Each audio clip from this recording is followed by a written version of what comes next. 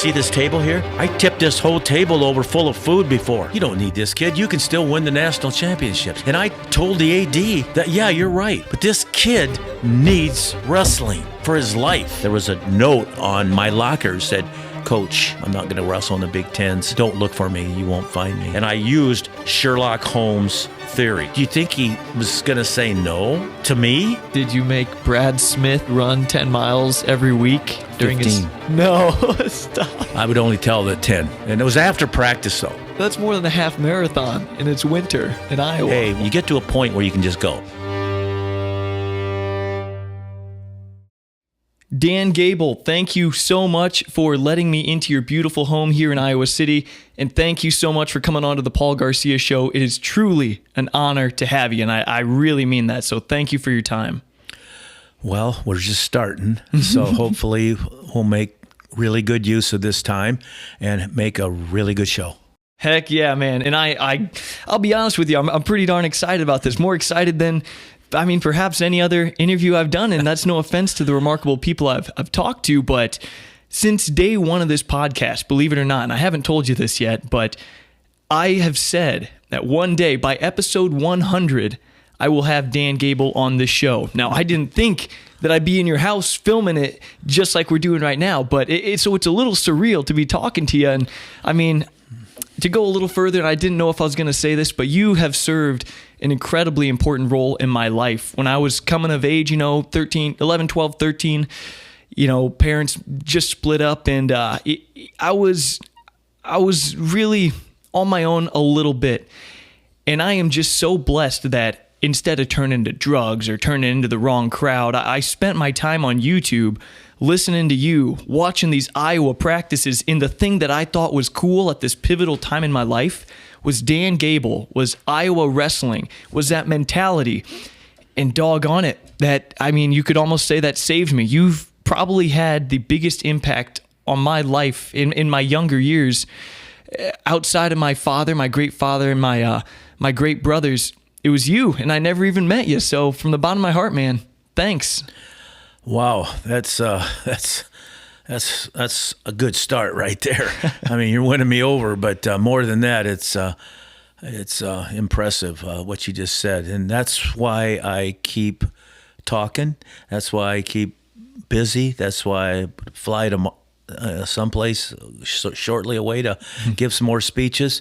When I get input like what you just gave me, that really inspires me too. So that's unbelievable. Plus, I knew that there was something a little special about this because your dad came along with you here. And, I just, if your dad wants to spend 3, 4, 5, 6 hours in a car, and then he has to wait around for 3 or 4 hours, that means that your dad's pretty impressed too. So I knew that this would be a special conversation. Man, well, like I said, it's surreal hearing you say this stuff, and this is awesome, and thank you for the kind words. And you know what? My dad's pretty darn pumped to see you as well. He's looked up to you for a while. He's, when he was just a little kid, you were doing all the amazing things in your own career. You were winning the gold medal without getting a point scored on you. You were ending your college career with just that one loss, in your high school career, no losses, and all that incredible stuff. So he kind of demanded that he come with, and I happily let him come along. So, what's interesting is that people know that about me, being an undefeated high school state champion 3 times, and 3 out of 3, and then going to college, and you only have 3 years eligibility, and you make the national finals, and you win all your matches there. It's up to the final match. People know all that. But what people really don't understand about me sometimes is that my coaching actually meant more to me than my actual wrestling. Maybe I wouldn't say that had I not won so much and not had so much success, but it's like you're dealing with something within your control. And I like to be able to control my own destiny through hard work and smart work and whatever that type of things are. But I'll tell you, when you become a coach, and when you become a father, when you become married, and there's a lot of stuff that it's not as easy anymore because it's somebody else. When it's somebody else, you can't keep your finger on those people 24 hours a day. And if you do, you're just going to be worn out, and you're just going to be defeating the purpose of trying to let somebody grow up. So there's so many times that people ask me, like, what's better, winning as an athlete or coaching? I just knew I was going to win because I was just felt that good. And once I started winning a lot, I got that confidence. But as a coach, every time you go out there, you just don't have that control, that hand on. You depends on everything that you do to prepare that kid, and that's really important. So that's what motivates me to make sure that when that kid's out there, he has the ability to do what you want him to do. And it's just not the same. And because it's not the same, it can be very much more rewarding. And so when somebody asks me what means more, I think it means more to me to coach somebody to win as compared to if you know you're going to win. Right, absolutely. Yeah. And you know what? I want to jump right into coaching in just a sec, but I would really regret it if I didn't bring up a few things. So in the past couple years alone, Dan, you have been on the Joe Rogan Experience, the biggest podcast in the world. I mean, my goodness, it's one of the most popular media outlets in general on planet Earth. You were on there. I mean, the episode's gotten millions of views, millions of downloads. It's incredible. And then in addition to that, you've also been in the White House, in the Oval Office, receiving the Presidential Medal of Freedom, straight from President Trump, who you told would not stand a chance against you in a wrestling match, and the wrestling community loved it. And you've also been on other shows, like I was talking about the Lex Friedman podcast. That guy is incredible, and he was here in your house as well, and it's an honor to share the same space as he did. But my question is it surreal at all for you to just get so much attention, to never have the spotlight kind of drift away from you fully? It's just natural.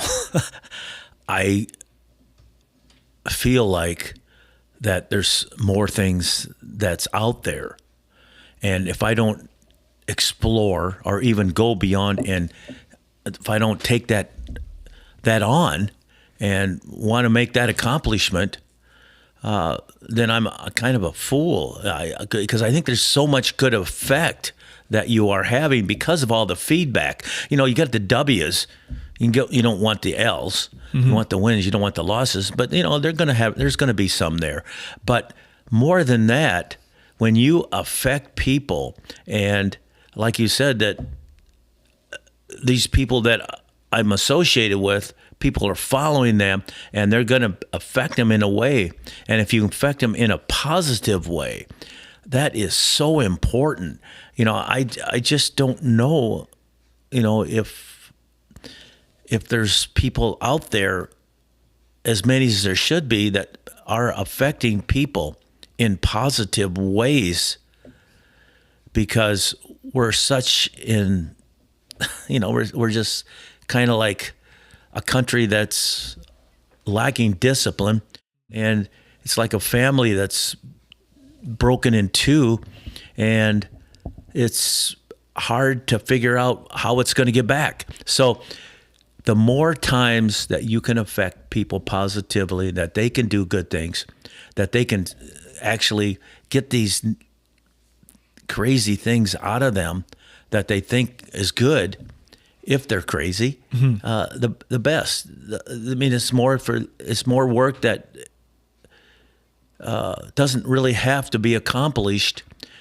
Every time there's something that doesn't go right, you got to fix it. And there shouldn't be as many things going wrong or in a different direction when you have 10 people walking down the street and 5 people are arguing and 5 people are arguing. It shouldn't be.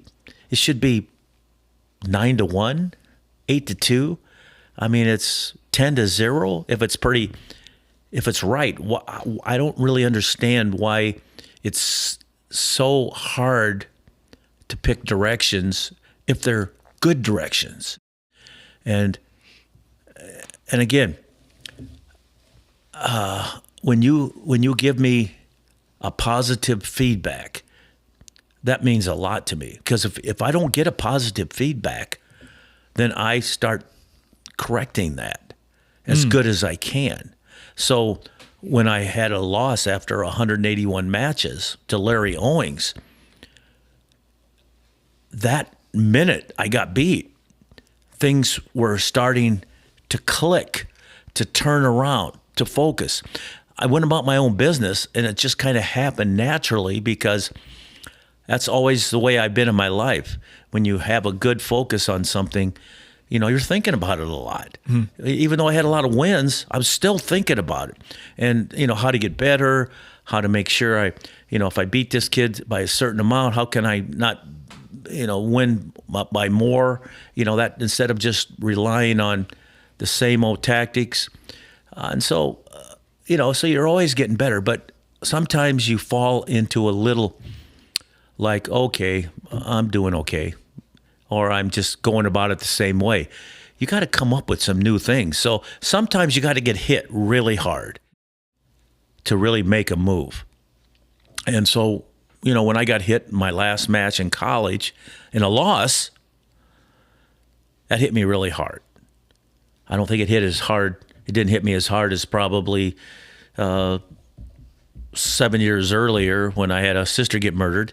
But because, you just can't compare the two. One's athletics and one's life and death. But, it's still, you go back and you analyze and you find out that there's reasons there's reasons like right now that America's divided. There's reasons why I lost to Larry Owings. There's reasons why my sister got murdered, and, you come up with those and then you go about them in a way to help the future. So the loss, the death, things don't happen like that because those are the things that set you back.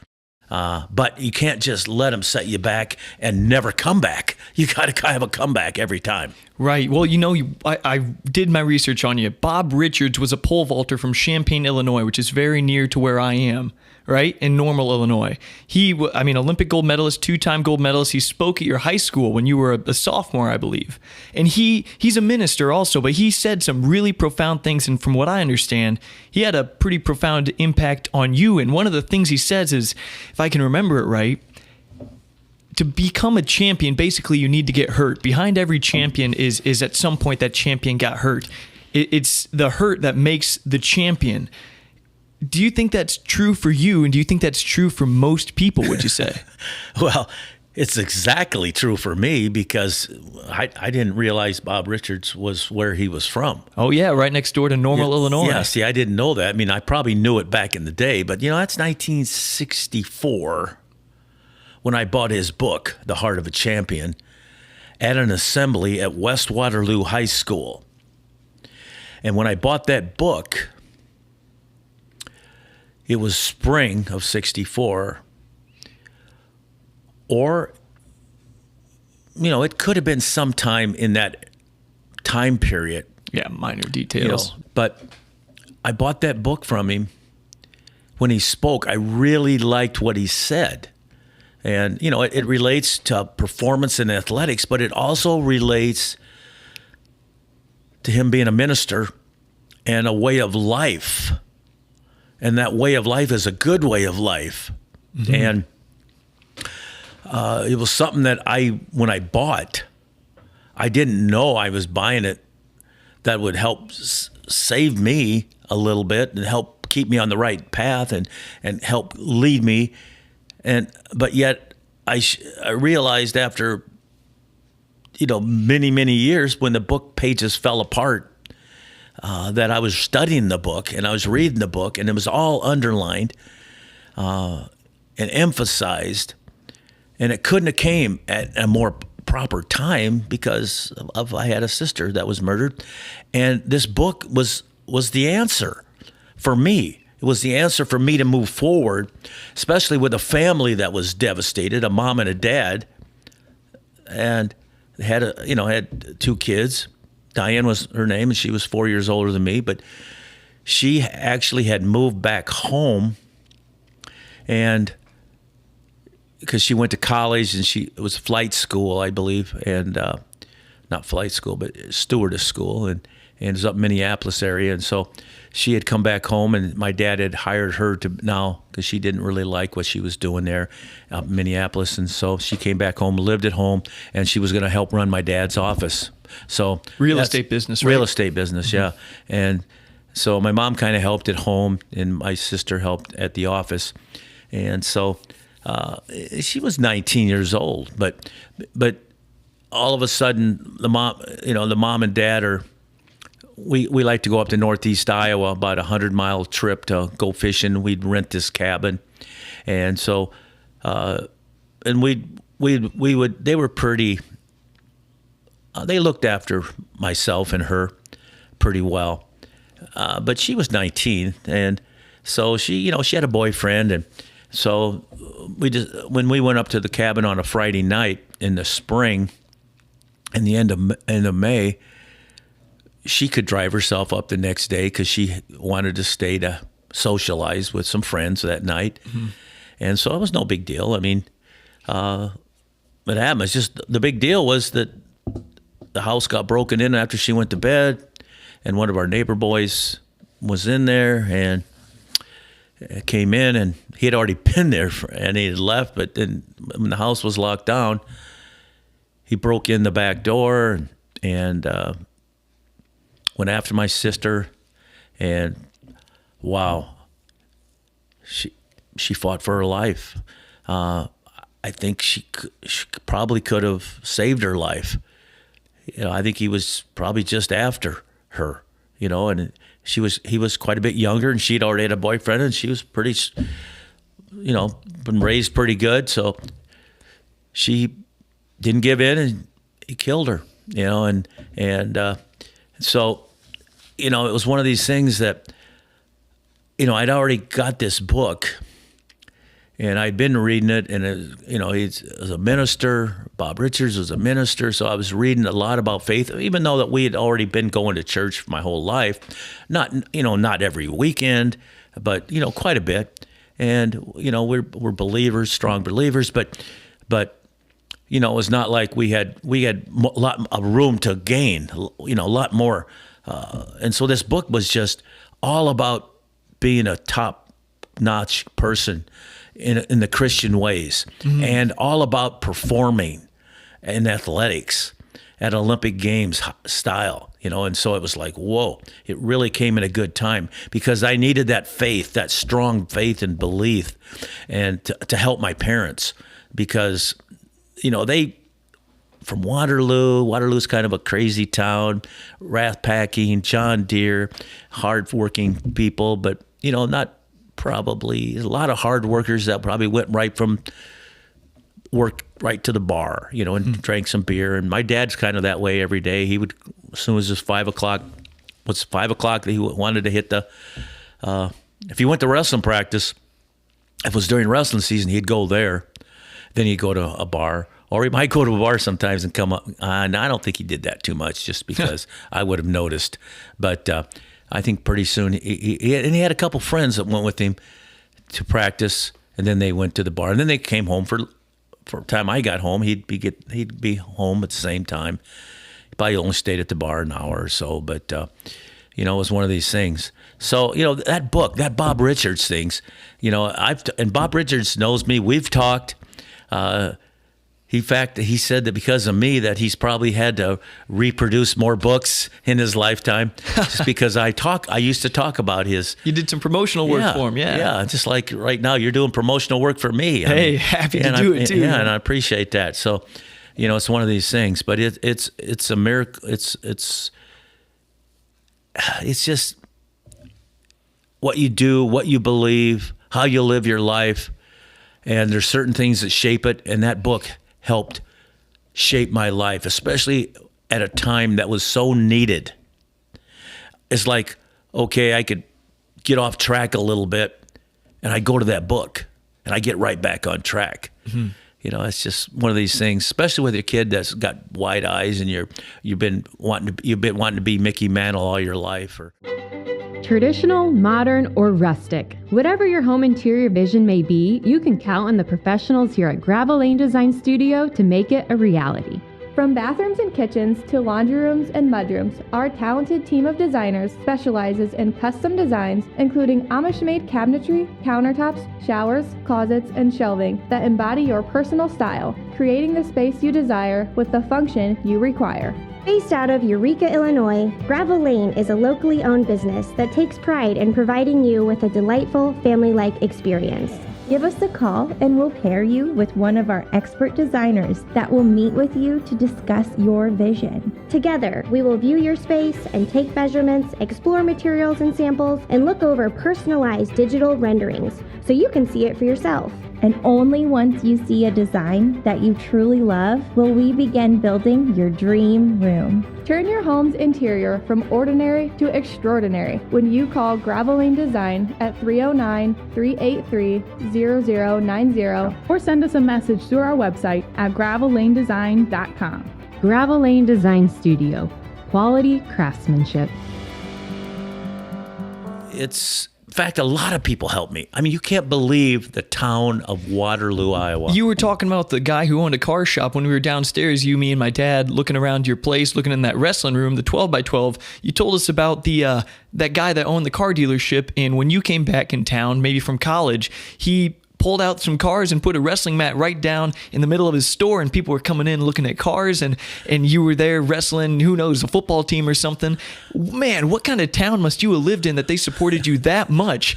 The good old days, that's what I call that, right? Yeah, his name was Jim Cordes, and he owned Jim Cordes Ford, and he actually had some, he had different dealerships, but one of them was actually in Cedar Falls. Waterloo, Cedar Falls is kind of a town where you step one foot, you're in Waterloo, step another foot, you're in Cedar Falls. That's the home of the University of Northern Iowa, home of Doug Schwab, who coaches that team there. Just had Josh Alber, one of his recent star guys from Illinois, 4-time undefeated state champ, had him on my show literally just a few days ago. We talked all about Doug Schwab, one of the many Gable-trained incredible coaches right now.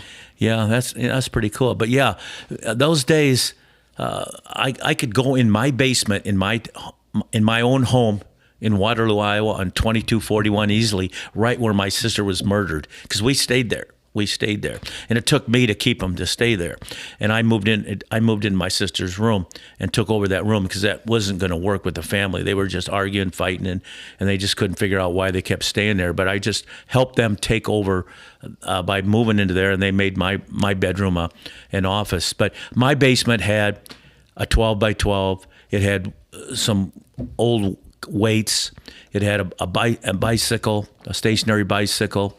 It had a one-man sauna. It had all that stuff down there. I'm the kind of guy that when I had a birthday, this is what I would get.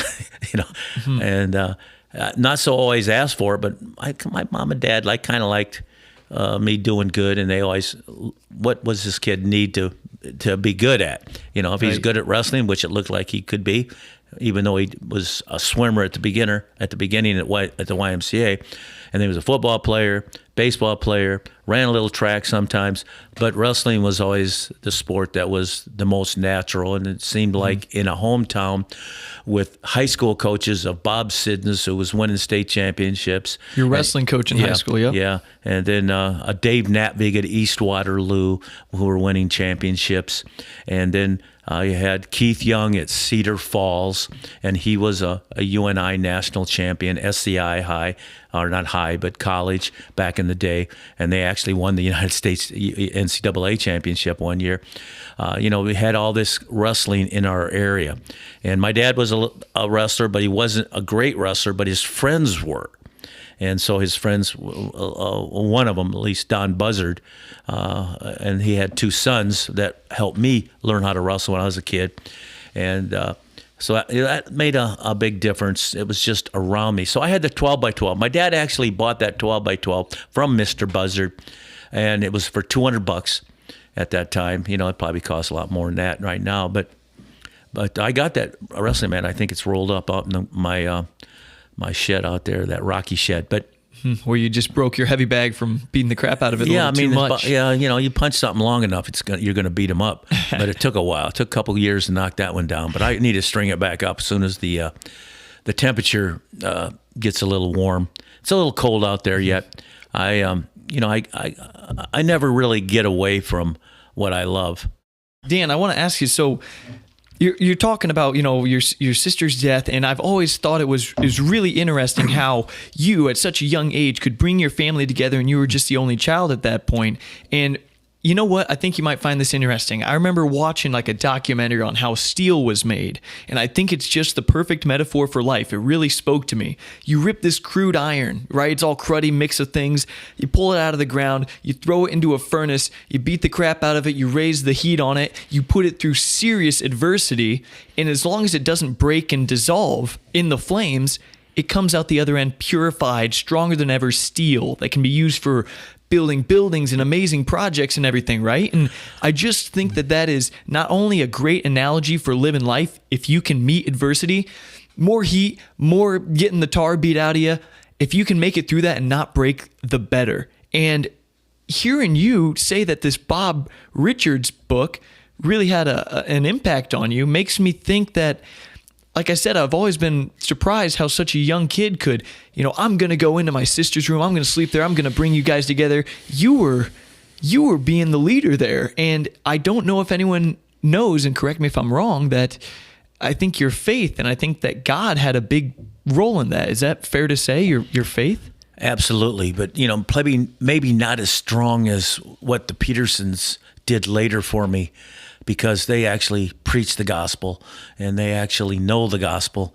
I basically would go and hear enough to understand it and believe in it, but I didn't know it well enough to preach it. And I can remember in the Olympic training camp with these two guys, and so we'd finish our day usually, by 6:30 or so, and we eat dinner, and then we were staying in like a fraternity house on the University of Minnesota's campus, the Olympic team for wrestling. That's where we trained there.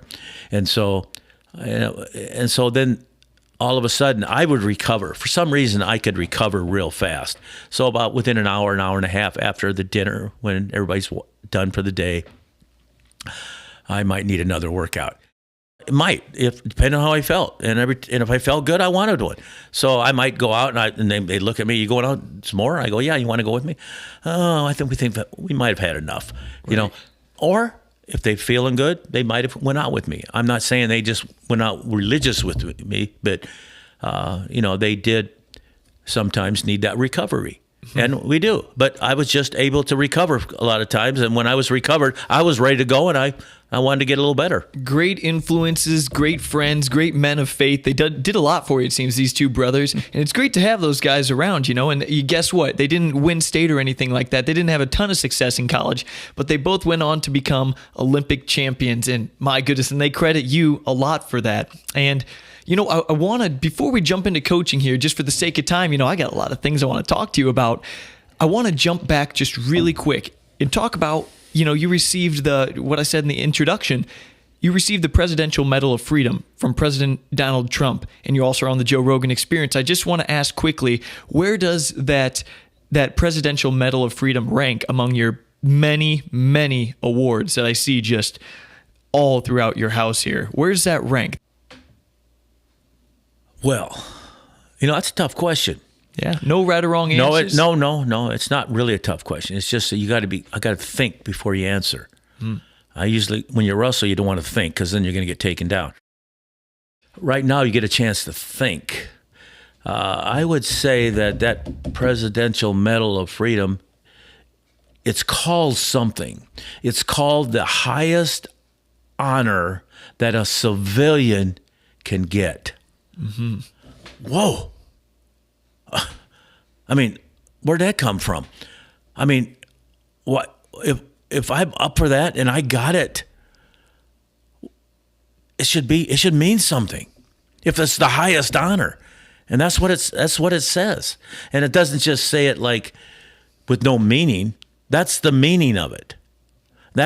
And a lot of people Not a lot of people. Other people have gotten it, but it's something that if you don't think that the highest honor a civilian can get is valuable, then there's something wrong with you. Right? Yeah, There's something wrong with you. Right. And now the reason why I'm saying all this is because of the controversy with what goes on in the president's office of the United States of America. You mean just in general, like with President Trump, the controversy Right. surrounding him? And so when all of a sudden I got the award, there was like notes sent to me that said, "You're not really going to accept that honor, are you?" Well, they didn't call it an honor. You're not going to accept that award. Well, I wouldn't if it wasn't the highest honor in the United States. I mean, I might accept, other honors as well, but it's like, come on. I mean, you're getting it for a reason. And does it matter who the president is? No, it doesn't. That's the way I looked at it. But to some people, it does. It does. And so they're looking at it wrong. They're looking at it like through narrow lenses, through a focus that is so small. It's like a telescope. It's like you're only seeing something that you're not seeing the big picture. And so obviously my whole family went out for that. I mean, it wasn't even a question. They all wanted to go, and they had a great time. Mm-hmm. I kind of stayed low key, and when I was out there, and I can't exactly remember why. I think it was mostly because there was so much going on, and in the world at that time, even so much controversy. You just want to mind your own business, but you don't want to not act like it was a big deal. Right. And so, yeah, that award, you ask me where it stands. I mean, it's the highest honor. If I can get something, if there's going to be a higher award out there that they say, I'm not going to say trumps that one because somebody got mad right now when I said that. Somebody did.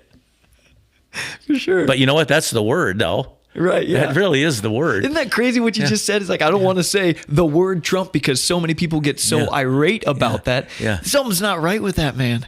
Yeah. I'm curious to ask, finish your sentence, or maybe answer it now. What are Dan Gable's thoughts and opinions and feelings on President Trump? Let me tell you, I am fairly narrow-minded. Fairly. I mean, I know a lot about the world, but I know a lot about the sport of wrestling. I know what the award is, but more than that, I even know that Donald Trump wrestled. And I don't know if you know that. I heard you say that one time. I couldn't find any evidence. Are you sure? I am absolutely sure. How do you know? Because I saw his picture in the school on the wrestling team in that picture. He was a football player at that school. It's a private school, I believe. And he was doing good in football, but not great. And his football coach said, his junior year after football, said, if you go out for wrestling this year, right after football season, I think you'll become a better football player for your senior year. That will help you with some of the skills that you need for football. And so that caused Donald Trump to go out for wrestling. Football did. And then when he went out for wrestling, he didn't do so well, but nobody was at his weight. So there was like... So he was varsity. Yeah. And he had never wrestled until this year, and he only had 3 weeks practice. And so he was on the team. Well, he was on the team anyway because he went out, but he made the first team. He didn't do so well.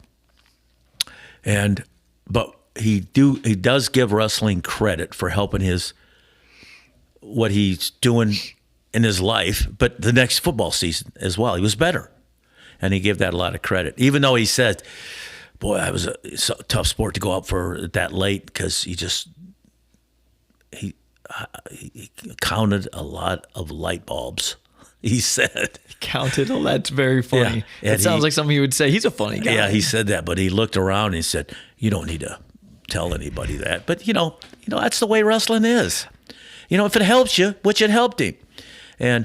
But what really so he only did it for one season. But because he did it for one season, a guy like me who was a little bit, I think, younger than him, he followed me, because he had this connection when he was back in younger years. And then when he ended up getting married, and he had Donald Jr. Donald Jr. is really the kid that really got him into the sport. Not got him into it, kept him into it, because Donald Jr. wrestled for 9 years. Did he really? Yes. Wow. Man, you know what? People might not like it, but that makes me respect the guy a heck of a lot more. Donald Jr. wrestled 9 years, huh? That's my recollection. 9, could have been 7, but I think it was 9. But wow. But it could have been, just maybe junior high and high school. So did the fact that Donald Trump did wrestle in high school, did that, in all honesty, did that kind of win your vote a little bit? Oh, I think I'm not asking that he you, was president of the United States won my vote, right. And went the award one. But because he wrestled, that made my eyes kind of like, whoa, okay. Yeah. I just felt like I wasn't going to listen to the criticism. This is what I'm going for.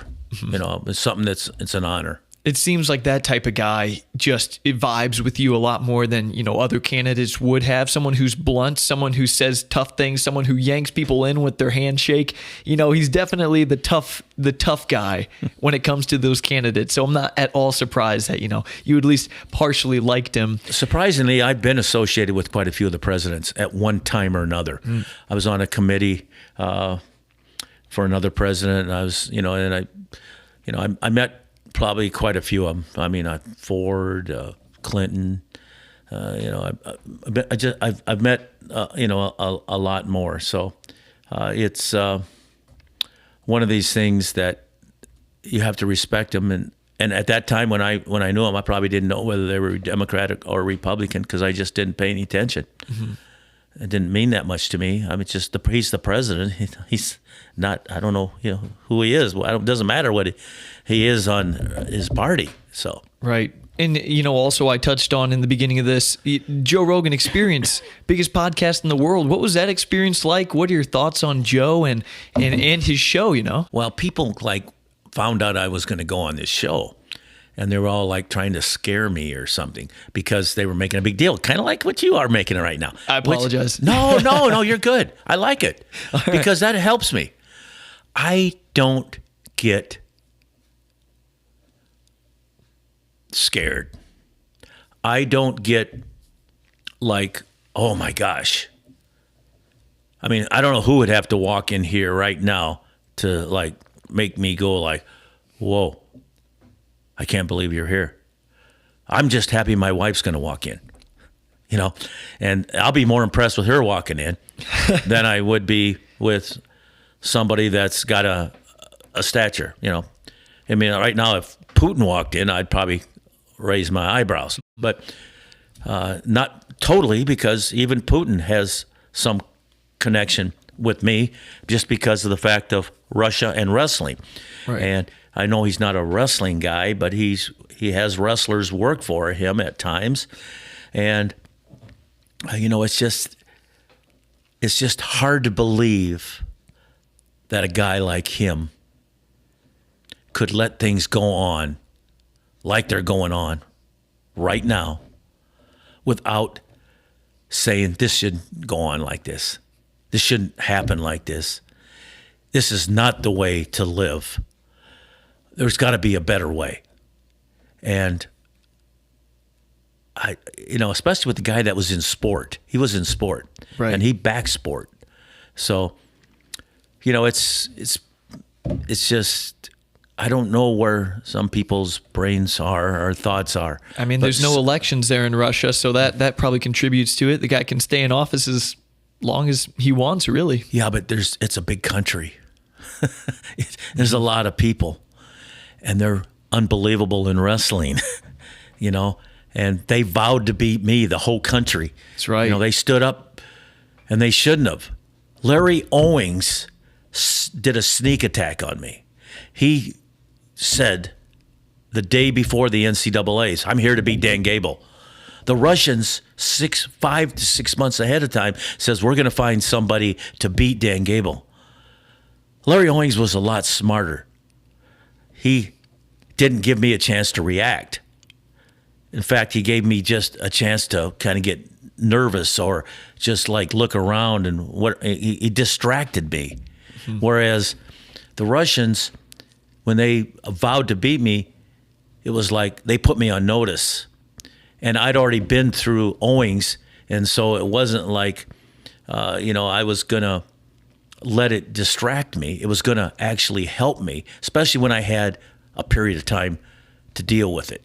Right. So, that was their mistake, and that's a coaching mistake, simply. Mm-hmm. Especially if you really want to not motivate the other guy. Right. Because, the worst thing you can do is motivate somebody. Yeah, no kidding. Tell them that, hey, I'm going to beat this guy. We're going to find someone. It's unless you're doing it right at the last second. Right. And Which then you kind of wonder what's right? wrong with this guy. Owens did that in the newspaper, didn't he? I'm going to beat Dan Gable. And you're like, whoa. He says, I'm here to beat Dan Gable. Yeah. That's what it is, yeah. Wow. And, okay, so Vladimir Putin was walks... on Wednesday of the tournament, and the tournament started Thursday. Oh, man. It was in the Chicago Tribune. You probably never heard anyone say that before. No, you've heard it a couple of times, though, before in your career. Maybe, but not like that. Right. Not in headlines in the Chicago Tribune. Well, okay, so real quick, Vladimir Putin walks in the door. That's what's making you say, whoa. He'll make you say, whoa, but usually not many people. But anyway, so Joe Rogan, apparently you weren't too nervous for that, but what was that all like? Oh, the reason why I wasn't nervous about it, but I was impressed. And anytime I can do something for the world, for my sport, for family, for something good, I want to do it. Since 1950, Dave's Supermarket in Fairbury has been wowing customers throughout Central Illinois with their unmatched customer service, delectable deli market, beloved grocery carryout service, and many other fortes, which is why they've earned hundreds of 5-star reviews online. Dave's 3rd Street Deli has plenty of seating and is a destination place to meet your family and friends for good food, fun, and fellowship. Not only is their home-style fried chicken here the best around, but you can also enjoy free coffee and 50-cent ice cream every single day. And be sure to check out their Old World Bakery while you're here, where freshly baked goods are prepared every morning. You'll find hundreds of unique and signature items here at Dave's that you won't find anywhere else, like their famous potato salad, ham loaf, and canned meats, just to name a few. Come experience this revered location that puts the super in supermarket when you shop at Dave's in Fairbury, Illinois, wowing the customer for over 70 years. Something good, I want to do it. And if you can do it in terms of quickness, and that's a way to do it. I mean, it's like what we're doing right now. I mean, you said that, you have some followers, and people are going to be listening to it. And that's what I'm talking to them. I have this poster. I'm calling you out. I'm calling you out. And this poster really is every day when you get up, if you see this poster, it's like, hey, I can't stay home today. I can't just sit in front of the TV all day. Yeah, I want to get educated a little bit, if I can believe it.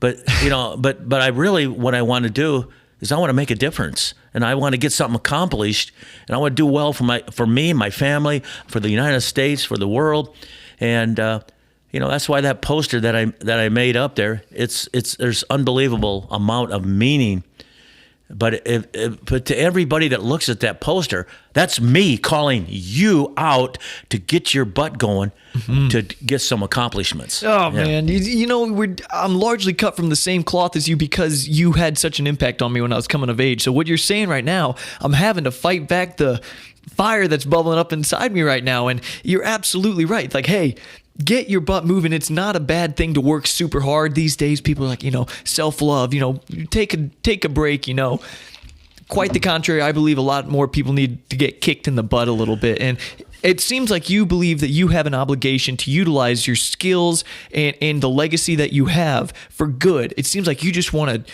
take all your skills, all the things you've done, and do maximum good, and you think you have an obligation to do that. That's true. That is true. And it's probably happened from the beginning of my life, just because of the way my parents were helping me get motivation, or they were putting me in charge, not me in charge, but them in charge of me. The YMCA, for an example, Young Men's Christians Association.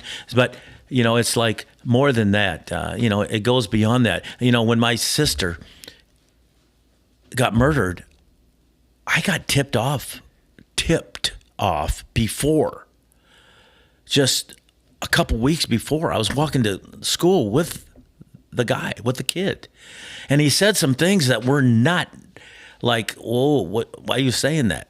And I just let it go in my ear and out, and I didn't say anything. And so to this day, communication is big to me. And this is communication right here. It's what we're doing. And so I don't turn too many good things down that I think can help people, because I could have probably prevented my sister's death. But because I didn't, I'm going to honor her the rest of my life and hope to be able to preach to other people that they can do the same thing and prevent. But when it isn't prevented, because you can't stop everything. Right. I mean, there's car wrecks every day. There's this, there's that. I mean, Putin shooting people up. It's just one of these things. But if you can do things that people will think a little bit before they do, not in wrestling matches, because you can't think, because otherwise the guy's got you. But off the mat, if you can think in practices, but it's one of these things that when you have something on your mind and you don't spread that will, or that goodwill, bad will, that information, it can go bad on you. And you got to live with it forever. Right. If you know something important, you believe something that's important to say, you better freaking say it. You have an obligation. There's a reason, right? That you have this desire to say it. So don't let your fear of maybe public speaking keep you from saying something that could really benefit the world. And you're right. That's what we're doing right here. That's why I'm talking to Dan Gable. That's why I'm not editing anything out of this conversation, is because this is how those beautiful, important thoughts come to the surface. It's extremely important what we're doing right now. And, well, first of all, you were going to say something, I think, and I kind of jumped in here. I'm going to just lead off what you're saying there, because there's some people that are just holding it against you and me because of their beliefs just in government, for an example, and that's not right. That's not right, because I don't know what we're saying that's wrong for anybody. Right. Wrong for anybody. If we're saying something wrong for somebody, then we should have our hands slapped a little bit. But inspiration, motivation, doing good things, having faith, working hard, raising good kids, looking out for them. It doesn't get any better than that. So apparently a lot of people haven't felt that. And because they haven't felt that, they don't know how to do and accomplish that, or they are mad. And because they're mad, they're not going to help anybody else. Right. That's all I can think of. I was debating saying this just a second ago, and I hope it goes over well, but I hear your story, and it's tragic about your sister Diane and her murder. It's really terrible. And you know, things happen. We have free will, right? Someone chose to do an extreme evil right there, and Diane didn't choose. She fought. In fact, she fought for her life. She fought with all her life. She gave up her life. She gave up her life. Yep. But part of me sees this when you really zoom out far. Look, you wouldn't have probably gone on to create the legacy and have the impact on the world, the immense good impact on the world and kids like me. And boy, am I thankful for the impact you had on me. You probably wouldn't have done that if this terrible thing didn't come up, if Bob Richards didn't come and put this thought into your head and how to deal with this, if all these things didn't come together in the way they did. You really heard her death, as tragic as it was. Really, look what came out of that. This incredible impact on the world. And I hope I'm not saying things that you just you totally disagree with, but I know for a fact she's got to be incredibly happy with what you did. And she was there. She's there in the poster, and she's in heaven, but she was one of these things. It was one of these things that it was a real picture for me. I when I was getting the gold medal in Munich, all of a sudden she was there. I mean, I saw her. You saw her? I saw her. Physically there? Like not in with the crowd, but up in the air. I saw her. Just for sake of understanding, you mean you really saw her? Like I saw her. Yeah, she was there. Maybe? Wow. She was hanging there in the air. Yeah, it's just really, yeah. And just for a short period of time. That's how much, whether it's real or whether it's imagination, it's like, it's crazy, but that's it, I remember one other time in my life that really stands out. And it was when I was a kid water skiing. I've told this story too. And for some reason, the rope got wrapped around my leg and my dad took off because he wanted to come up and come back around me to give me the handle. But I didn't know the rope was wrapped around. So he floored the boat, and I didn't have the skis on yet. And so the rope was wrapped around my leg, and I was going underwater. And I'm a kid. I mean, I'm probably 8, 9 years old. And there were some other people in the boat, so they realized, they looked back and they saw the skis, they didn't see me. And so after maybe 8, 10 seconds, 12 seconds, 15 seconds, somebody said to him, "Stop the boat." And so they stopped, slowed it down, and I come floating up. And so I remember being underwater, getting pulled. And I remember like things happening with God and in heaven. I remember. So it's like you're close to death, but you're not dead. And so it's kind of like that experience to me with a kid. And then they had to take me to the hospital after that because I had rope burns, and it wasn't, and I wasn't near death or anything, but maybe another 10 seconds it might have been. But it was like when I was on that stand getting when the national anthem was playing, it was like she was right there. It's just, it's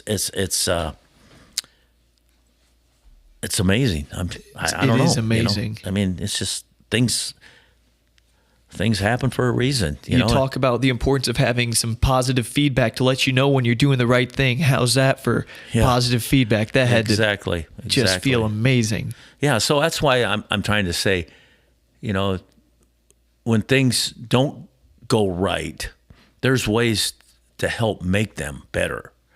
And my whole life has been like that. I'm sure that it's not going to end now with that. And so what's really amazing too about this is that, I didn't communicate Guy went to jail. He broke out of jail. Then he went back to jail. But, you know,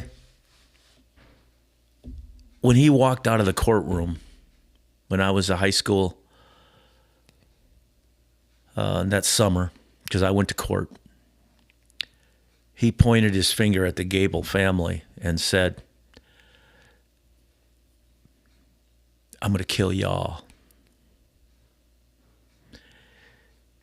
I think it was just when he thought maybe he could get off, or at least a lesser sentence, because he was only 16. And he got life imprisonment with no parole, even though they sent him to a different prison for the first couple of years. But, you know, but he broke out later on. But what's really unbelievable for me is that I had a really hard time ever. My dad would never upset and my mom probably would never upset a good word about this kid. And I really never did. But all of a sudden I get a call from a warden or somebody from a penitentiary. And he told me that he said he died of a heart attack. And when he said that, you know, it's like, it stopped me, you know, like, whoa. I really couldn't talk much. And the guy said, I really wanted to tell you this because I've been following you in my life. And he says, but what I really wanted to tell you was he had been seeing a counselor, or he'd been seeing somebody that talks to him in his later years. And this person told me that he regretted what he did. That if he had to do it all over again, he would not have went that route. And he said to the guy that, you know, this girl, Dan Gable, was a really nice girl. And I should have never did what I did to her. And that was the first time that ever came out of his mouth from anybody ever telling me that, hearing it. You know, the last thing I remember seeing him, you know, even though he escaped, but they caught him. But about a month later, or 3 weeks. That had to be a nerve-wracking time. Yeah. But anyway, you know, it was like him pointing his finger at me, or the family, and saying they were going to get us. So, you know, it's just. And the reason why I'm telling you this is because it's hard to forgive somebody. But I think I have forgiven him. Good for you. Good for you, man. That's incredible. And that's powerful.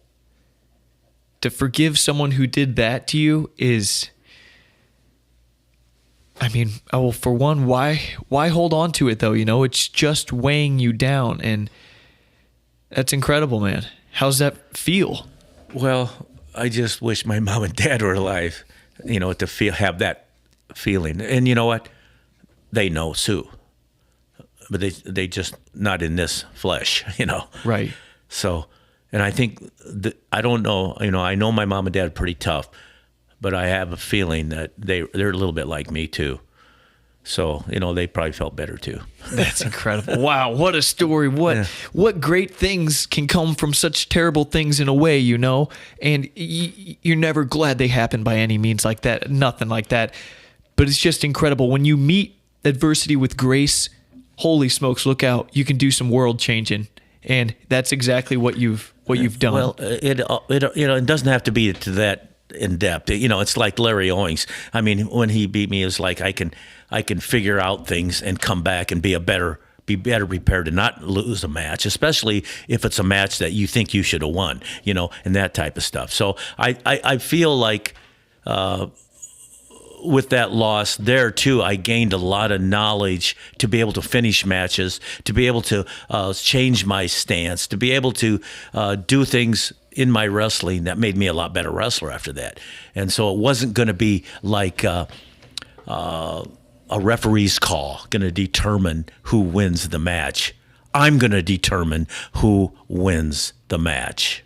That's right. That's right. And that's that wrestler mindset that, again, you've largely instilled in me, that's led me to be entrepreneurial, right? And I think it's just been so valuable in business. You know, it's like I take all the win, I take all the loss. It's all on me. You brought up a kid named Chad Zapito, who was one of my favorite wrestlers, but he was a 3-time NCAA finalist, and he lost in his 3 last matches. But when you came in here today and you started talking to me a little bit about your wrestling, I asked you about your wrestling, and you went to the state championships 4 times, and at Illinois, and you didn't place, you said. That's but correct. But you were in that atmosphere. But it's like, whoa, that's hard too, And I imagine you've had some moments where you've had to question a few things, but you seem like you're doing well, and here, but you're here and you're doing great work. But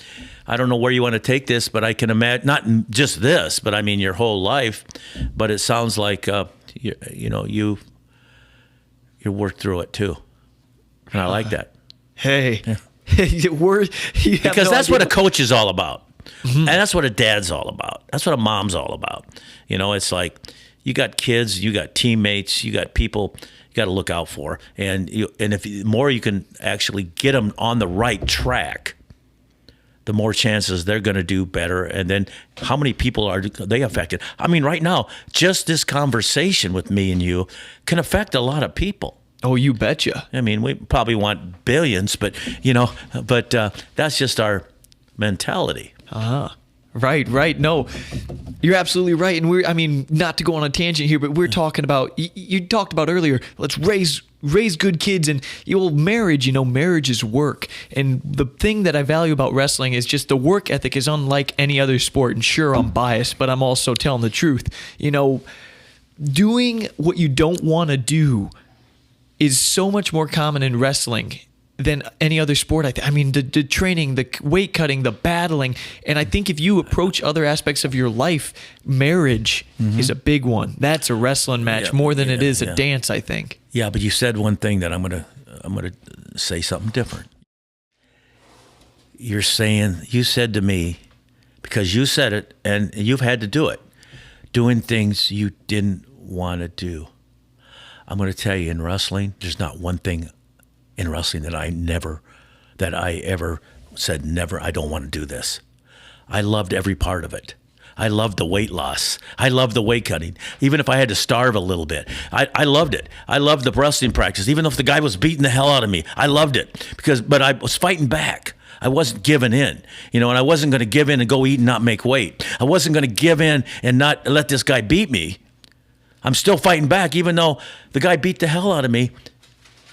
And I'm crying, and I love that, but nobody hardly ever did that to me just because I was good enough not to have that done. But I've had it done a few times, and I can remember. But in the long run, I needed that. I loved it, even though I hated it at the time. I somehow turned that around. Now, I don't like certain things to happen if you've had them happen before and you can actually go in and prevent them from happening again. And so it's like once is enough, okay? Or I've got to figure this out here. And you figure it out. But don't fall back into that category once you think that you've done something or made progress, because then you're defeating the purpose. You're defeating the purpose of all the work that you're doing, of all the mindset. And then you're going to be as wishy-washy. And again, it's not perfect. So people are going to fall back more than once. I mean, like I say, I felt like I made a mistake in preparing for my last match in college. And I think I made a mistake going in my 10th year for a national championship from a coaching point of view. I think I made a mistake that year. And it's not like you won't fall back into it, but you don't fall back into the next year, the following year. It takes a while, and you still shouldn't fall back. But, over time, you get a little, less are maybe more confident than you should be. And with that more confidence, that's good, but don't get overconfident. And I was probably overconfident. Right. Because there were things I could have been cleaning up, going for that 10 championship. And I said, well, it's working. I don't have to clean it up. You got to clean it up.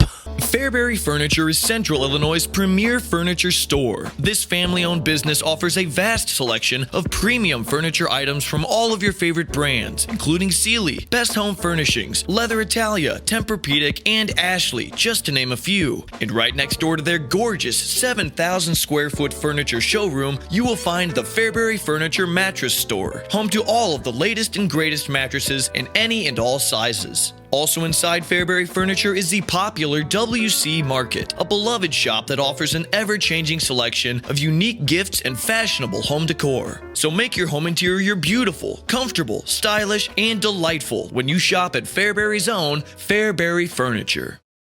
When I look back at the history of Dan Gable, I look at your YouTube videos, there seems to be two versions of you, and it's almost confusing because they so sharply contrast one another. There's this this younger Gable who was, you could almost say, antisocial, shy, potentially awkward, right? And now you look at this guy, and he's a public speaker extraordinaire, just oozing with intensity and this confidence and this knowledge.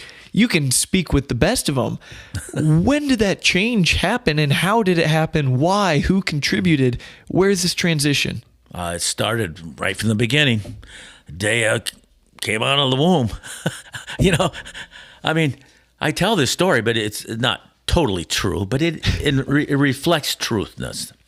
That when I came home from the hospital, I was in my crib, and I was crying, and my mom had put me to bed, and I was on my back. And when she came in to get me, when I was crying, I was on my belly. And so, it's like, I don't know 100% that's true because I don't remember it. But my mom told me that. So it's true. And if it's not true, it came from my mom, so it's true. Right, yeah. Yeah, and you know what? For me, seeing my wrestling career, you don't want to be on your back. And so why wouldn't I get off my back? So I'm going to believe her. And it's a good thing to believe. It's not, even if it's not the truth, it's a good thing to believe. Well, what's this have to do with your public speaking? I'm confused. Well, you said it all started there. Then you told me the story about you getting off your back as a baby, but how about the speaking? You don't think you say that to people in public speaking? Oh, I mean, you tell people that story, right? And they like to hear that. That's important to them because people hire you in public speaking because they want to leave with something. They're going to remember that story. And there's some good vibes with that story. It's like the Heart of a Champion book. There's some great vibes from that book. And you can I applied them. So when my mom told me that I got off my back, when she came in there, when I was, I was crying in the middle of the night, I believed it. And because I believed it, it made me a little stronger. And if I got on my back in a match, I'd get off my back. I'm just curious. Do you ever stretch a story to one of your athletes to get what you needed out of them? Stretch it? Yeah. Hell yeah. Can you give an example? Because, man, the things you got out of your athletes are just otherworldly. I mean, I've watched videos on YouTube where you do a public clinic for these guys and you say, all right, let's hit 50 of these, and they're crying through it. And then you say something like, all right, 50 more. And then, they hit 10 or so. And then you say, all right, stop. And they don't stop. And they're just dying. You said, hey, what are you doing? I said you could stop. And they keep going. What's the secret sauce? Maybe what's an example of a story that you stretched? Well, you're not going to know whether I stretched it or not when I get done. Okay. Because I'm not going to tell you whether it's true or not. But there is a story out there about the University of Iowa losing, going for their 9th championship. And we were at Iowa State in a dual meet. And it was like 2 or 3 weeks before the Big Tens. So it's at the end of the season. And we're going to host the NCAAs in 1986. And we get beat at Iowa State. Unbelievable. Mm-hmm. And when we got beat in 86, we had a bus ride over and we had a bus ride back. Now, the word is that 9 miles before we got back home, that I didn't let them eat after the match. Mm-hmm. And then we drove in the bus until 9 miles from University of Iowa, and they stopped the bus, and I made them run home. That's the word on the street. Mm-hmm. 9 miles, because we had won 9 championships in a row, and we're going for 10. So I should have probably had them run 10, but 9 was what we had accomplished so far. And then I told them that I would meet them. Well, they didn't really know. I'd stopped the bus. I didn't tell them what they were doing. Actually, I stopped it in a place where they thought they were going to eat. So when they got off the bus, I said, guys, I'll see you back at the wrestling room, and I'll be there. I'd run with you, but I want to get back, and I'm going to set the wrestling room, because when you get there, you're going to have a few practice, and we're going to finish up with some drills. And so we got back there, and the team, it took a while, 9 miles. But then we had a little short practice, and then a month later, we had 5 national champions and 6 guys in the finals, and we dominated in the national title, win a team championship. Now, am I going to tell you that's a true story or no? I'm going to tell you this. It might be true. But sometimes, as I get older, I feel a little like, do I really want to have people think I'm really a brute or a guy that would really just do something like that? Or is it the fact that I do know that when they hit the room, I worked them out really hard for a half hour before I let them go home. And this is 12:30 in the morning. Mm-hmm. And I do know that, true or not true, the wrestling part was for sure true. But whether them 9 miles were true or not, I can't remember exactly, but I think they're true. But I don't want to, take away something. But I do know that the next year, the NCAA had rules. You can't work out after a match with a coach and a team practice. And so that was the best rule that could ever happen. You know why? Because now the athletes became more independent and realized what they should do instead of having to do. Mm. Because the coach didn't have to make them. So the next year, if that would have been a year earlier, and they would have known that they would have had to run those 9 miles, and then they would have known by themselves, and after and stuff like that, instead of me making them. So it helped them actually by making a rule, because the rule was put there because the coaches said, well, we don't want Gable doing this because that's we don't want to do that. Right. So we're taking in less work, but with all that information out there, whether it's true or false, I didn't care if the rule came in effect or not, because I knew that the attitude of my athletes would be better, knowing that they made a rule because of them, and now they know that they have to do this stuff on their own. Just like when they're wrestling. I'm not out there when they're wrestling. So whether I show up at practice or not, guys, when it comes 3:30, 4 o'clock, whatever time your practice starts, practice starts. Don't wait for the coach. Get up, start doing what you're doing. That's not your first practice. You've done a lot of practice, especially at this high level. And so you're an independent guy. But yeah, when the coach walks in, if he's late, better be ready for some dependence, because he's going to be doing some yelling. And he's going to be screaming. And probably not so much then, but at the end of practice, when you're really thinking you're done and you're not done. And it's only because the coach is keeping you going more, because you've pushed yourself to that level, and now you can still get the coach to get more out of you. So that's kind of what. So things have changed a little bit, but the philosophies don't change for the champions. The champions there's reasons they're champions. Did you make Brad Smith truly run 10 miles every week during 15. his? No, stop. I would only tell the 10. So I think I made him go 15. But he only did it for 4 weeks. And it was after practice, though. That's more than a half marathon, and it's winter in Iowa. Hey, one time they told me that, they had a half marathon, that's just 13 miles, 13.1. And they said, you want to run it? I don't care. So I went out and ran it, and that was nothing. Mm-hmm. Nothing. It was in bad weather, too. But you know what? It was hard for about the 6 miles, and then after that, it was like nothing. I could have went the other 13 easy because I was numb or something. There was something. You get to a point where you can just go, and that's where you want your athletes. Get to a point where they no longer feel the hard part of it of training. That it's all the same. It's easy.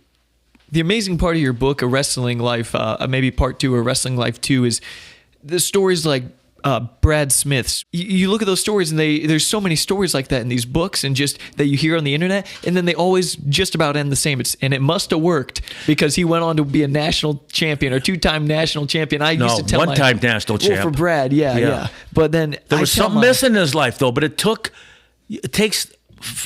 thinking. I mean, I don't know why I took to my 4th year with him, because he was good enough to probably almost win it at the beginning, but it was the beginning of my coaching. And so, I'd been a coach because I was a captain, but never really a coach full time, because I had to work on my own athletic skills. So to me, it just took me a little while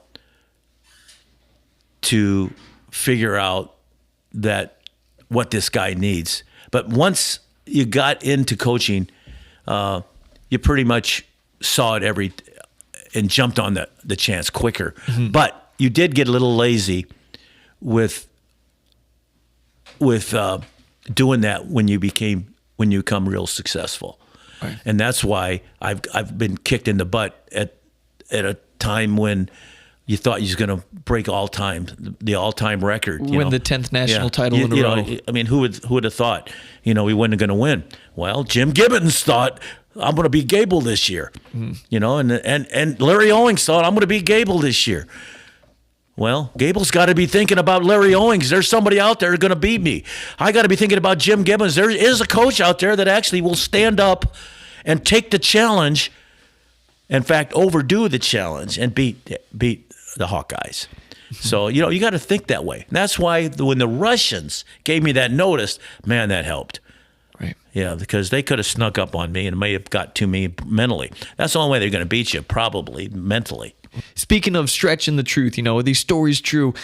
Barry Davis has one of the coolest stories I've ever heard. The night before the Big Tens, he was cutting a lot of weight. Is that story true, or is that one of those ones? I feel like it's true, because Barry tells it. This isn't even a controversy. Like I told you the one before. Is it true? Is it not true? But this is absolutely true. And it took a stroke of luck. But you know what? I don't believe in luck. I believe in being prepared. And when you're prepared, luck is what you get. You happen to get lucky. So I happen to get lucky with a few times. I mean, how lucky can you be? You don't know where he's at, and the team is already going, and you have to be at a certain place at a certain time, and you only got an hour. Wait a minute here. So, tell the story just briefly. So Barry Davis was I believe he was a returning national champion sometime in the 80s. He was I think he got 5th as a freshman. Oh, okay. And this is sophomore year. Yeah. And it was the night before the Big Tens. He was the number one seed in that tournament. I think he was probably the number 1 seed in the United States. Okay. But he was a sophomore, and so we met in the locker room to go. We're going to catch a quick ride to the airport, and we're flying to Chicago, and then we're flying from Chicago to Detroit, I believe. I think we're going to Ann Arbor for the Big Ten championships. And this is, for some reason, I don't know why I would do this either. I would never do this now. I was flying in the same day that we're weighing in. And you got to weigh in the night before, though, I believe. I believe you got to weigh in the night before. That's possible. And so that's maybe why. But I was still not thinking straight, because what happens if you don't make weigh-ins? Well, you don't get to wrestle. Yeah, you missed the last call. Yeah. So I think I was getting there plenty early. That's why we were leaving on early flight. And what happened was, when we came to that early flight, in the locker room, we met in the locker room, there was a note on my locker that said, "Coach Barry here. I'm not going to travel with the team. I'm not going to wrestle in the Big Tens." He says, "Don't look for me. You won't find me." And, he that's fine. He can say that don't look for me, you won't find me, but I'm not a quitter, And why do you leave this note? Why didn't he want to go? Well, he didn't want to make weight, and which I didn't understand at the time, that he wasn't, that he was struggling with it a little bit, because he's making it, we're making it all year. But I didn't realize that he thought he could skip the Big Tens and go to the NCAAs. Well, you used to be able to do that back when I wrestled. Really? He didn't know. He didn't know that I think the rule changed. Disqualified. Yeah, I think the rule changed a few years in there, where he just wasn't up to par, and that's my fault. Making the kids realize, this is a mandatory sectionals districts before you get to your states. Because when I went to college, I didn't have to go to the Big Eights to be able to go to the Nationals. It was just up to whoever wanted to go to the Nationals got to go. So you didn't have to qualify at that time. So at this time, it was one of these time changes, and it was like, if you want to go, your school will support you and send you can go. So he was going to skip and go to the national tournament, but he didn't know that he was going to be disqualified, and we weren't going to be able to send anybody because we didn't have anybody at the weight class. So I sent the team on right to the airport. They flew to Ann Arbor, and they were ahead of time, and I went to work, and I used Sherlock Holmes' theory. I don't know if you know who he is. Yeah, detective. I think it's called deductive reasoning. And it's like, you have all these things in front of you. How do you get them down to one?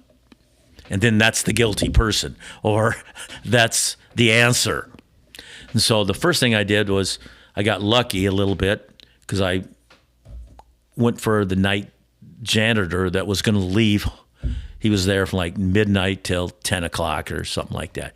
And I found the midnight janitor and said, "Did you see anybody in our locker room?" Because they tour around. He says, "I did see a wrestler there last night, about 2 a.m. I go, "Whoa, must have been Barry." And I probably asked him if it was Barry, and I don't know if he knew him or didn't know him. But that gave me a lead right away that he had been over here, and that he had been probably trying to get down to weight or something. And so then I go to my office, and the team leaves, and I get the rest. The first thing I do is call for help. So if there was 15 other wrestlers on my team, or 20 or whatever they were, I called them and let them know, and asked them if they knew anything about Barry. But would you call these certain people and look, see what you can find out? And they go, I told them the story. He's missing. He wrote me a note. So I just didn't have me doing the work. I went from one person to probably 20 people doing the work. And I got a lead from the janitor. And then all of a sudden, one of these guys, a phone call came in to me. He says, "Yeah, we got a lead on him. And he was with this person somewhere. And this person lives in this part of town. we don't know exactly where it is. But I got in my car and I went to that part of town. In that part of town, there was a Hy-Vee store.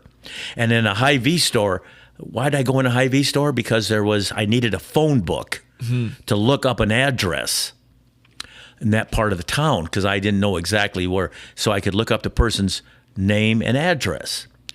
And so when I was in this payphone book looking inside the Hy-Vee, I just happened to look to my left, and there's somebody checking out of the, this is like 8 o'clock in the morning, 8:30, because I think our flight was like 7 o'clock that morning. And I only had a short period of time to do all this. And so it was Barry Davis.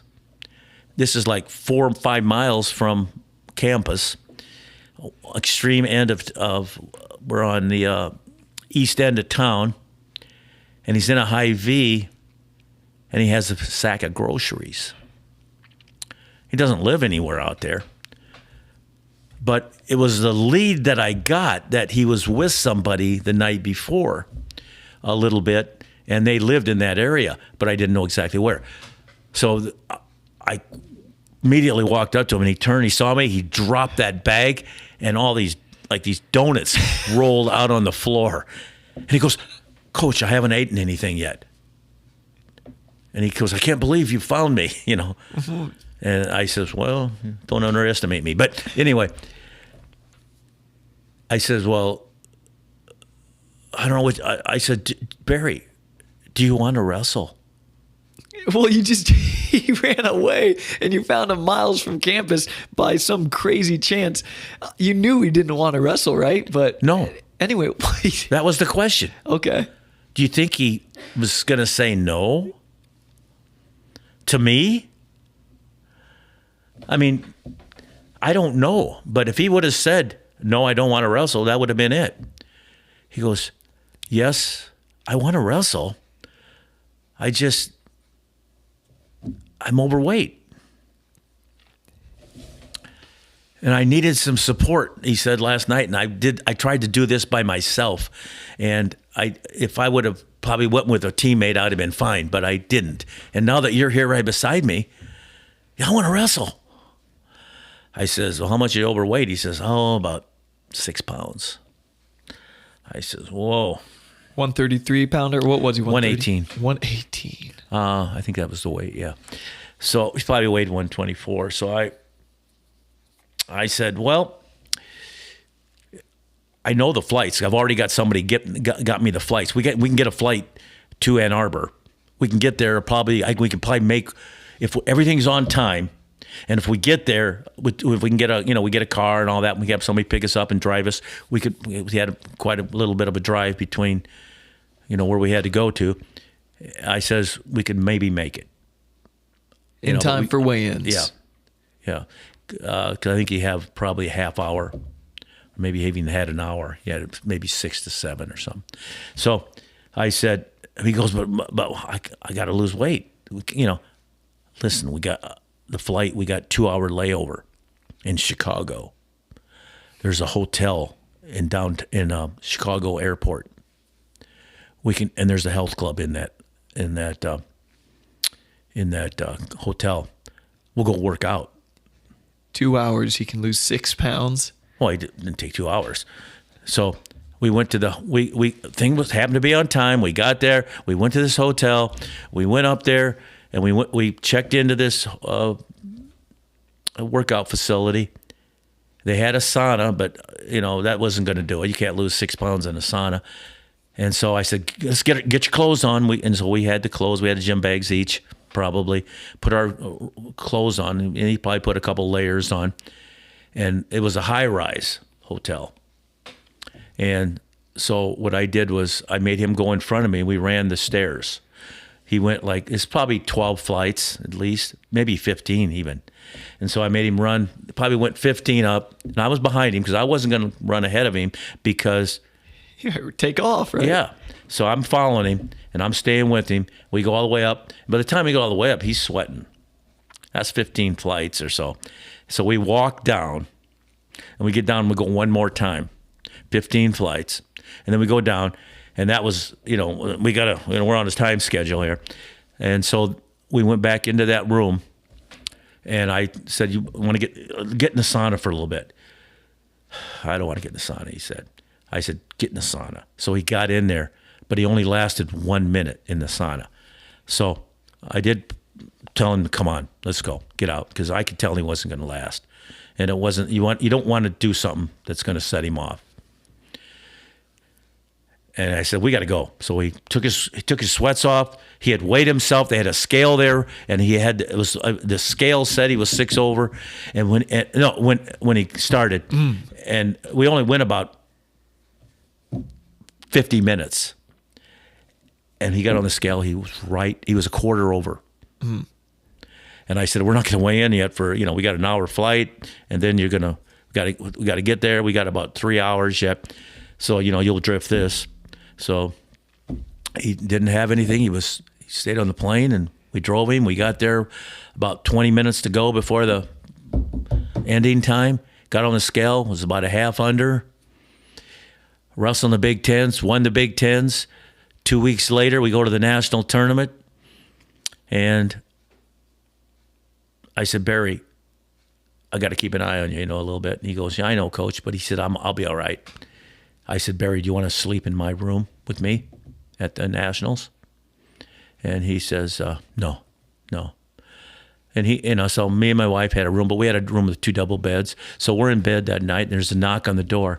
And this is Wednesday night, and I open the door, and it's Barry Davis. He says, Coach, can I sleep with you guys? Because he knew that he couldn't trust himself, kind of thing. So he stayed in that bed, and he got up the next day. He weighed in. He won the first day twice, and the second day he won twice. Third day he was in the finals. He was a national champ. That was his first national title, and he had to beat Kevin Darkus, who was a tough dude from Iowa State, and that's quite a story. Oh, quite a story. That's a timeless tale right there. And I've heard people say that he was like breathing through the crack in the sauna, and you said, "Hey, every pound you lose, I'll give you a shot." That story. That's Rick Sanders. That's Rick but Sanders. It wasn't me either. It was another coach. Oh my goodness! He was gonna, and he liked his whiskey, and so they gave him some whiskey, and he ended up winning a world championship. Rick Sanders. I got to ask here, you push these guys and they do amazing things for you. And even Barry Davis has retold that story and said, he had ran away. He had ran away and looked for jelly-filled donuts, he said, at the store. And they didn't have any jelly-filled donuts, but donuts he definitely got. And he said, the last thing he wanted to do is wrestle and cut that weight. But all of a sudden he said, he saw something about you, Dan Gable. He said, Barry, what are you doing? He said, I didn't eat anything. And well, then just get him to run, though. Get him to run that stairs. I mean, that's amazing. Well, then you said, Barry, what do you want to do? You want to wrestle? And he said, yes. And then he said in this interview, he said, did I just tell the guy yes? He said, that's the thing about Dan Gable. You can't tell the guy no. You can't tell the guy no. And that's incredible. Why couldn't guys tell you no? Well, that's a great comment, because that shows that you've done a lot to help that kid. You've done so much that he's witnessed, not only him with the team. There's more good than bad. There's good times. There might be some bad times, but I'm telling you, the respect that you get when you go that route is going to come through when you have incidences like that, more than not. It's not perfect. It's not perfect, but it definitely gives you that edge to be able to get what you want. Did guys ever snap on you when you tried to push them that hard? Oh, yeah. Whatever. What's maybe an example? Like, I'm surprised guys didn't swing at you. I mean, oh, yeah. Did that happen? Oh, close. Can you give an example? Yeah, maybe? well, I took a couple times. Well, heavyweight, John Olstendorf, who's an All-American, national Greco-Roman champion later on, was in a practice room, and I got on his butt, and he actually brought up a hand to hit me, but he didn't. But I just had a feeling he wasn't gonna. If he would have, I probably wouldn't be here today. Even though he probably couldn't beat me in a wrestle match, he could have probably hit me hard enough that would have probably killed me. But because I didn't even put my arms to protect myself.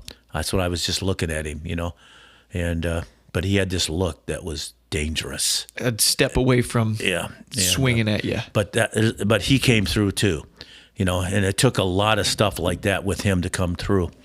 So, I can remember a little guy named Mark Trezino when I was on his butt one time in practice, and he pushed me, and I fell over about 3 airdynes, because he pushed me hard, and I hit one airdyne, that hit another airdyne, but I bounced right up. There's no hurt. Maybe when I went home, I probably had some aches and pains, on my back or my legs and stuff, but, I was pushing him. How were you pushing him that made him do that? He needed something, and he wasn't going to get it without that push for him to be successful, in his life, beyond wrestling. It's just something that, it's like, okay, I'm not going to do that. And it's something that you really should do, and it's something that you should fulfill. It's your obligation, but you're not going to do it. Well, you got to know what's important and what's not. And if it's not important, then don't worry about it. Don't threaten them. Don't be right there. Just say, hey, don't do it. And even there might be a kid, you might have to say that to get him to do it, because he might be just the opposite of this, what I'm trying to do. And that's why you got to know your kids, know your people. You got to know, what makes things work. I mean, it's not just in the wrestling room. It's in the office. It's in the factories. It's in the home at home. I mean, right now, you see this table here? Mm-hmm. I tipped this whole table over full of food before. Not here, at another house. Because my wife said something to me that really pissed me off. I'm curious, upset me. I don't even remember exactly what it was, but it was something. It was something like what the AD told me one time. He said, "You don't need this kid. You can still win the national championships." And I told the AD that, yeah, you're right, but this kid needs wrestling for his life, And so it was like. When I was home and I tipped over, all the kids were there and all the food was there. It broke every dish probably. But it's like, I'm not proud of that. But I lost my cool because it was like, this kid, you don't realize how much I have into this kid. And the difference going to be whether he's going to be able to make it in this life. That's what it's about, And so it wasn't, we're talking about a kid named Rico Chiapparelli, for an example, and that's a long time ago, 1987 national champion, the year we lost the NCAAs. We lost Iowa State. He won his match in the finals, but I'm going to tell you right now, he wouldn't have won that match. It was a tough-ass match, and he wouldn't have won it if he hadn't had a coach stand beside him in certain situations. And if I didn't keep Brad Penrith on the team because the athletic director wanted him off the team, and if I hadn't told the AD, who was an understanding AD, because he realized that, well, this is the only way that he'll live his life well, or if it's the fact that what can I do to keep him on the team?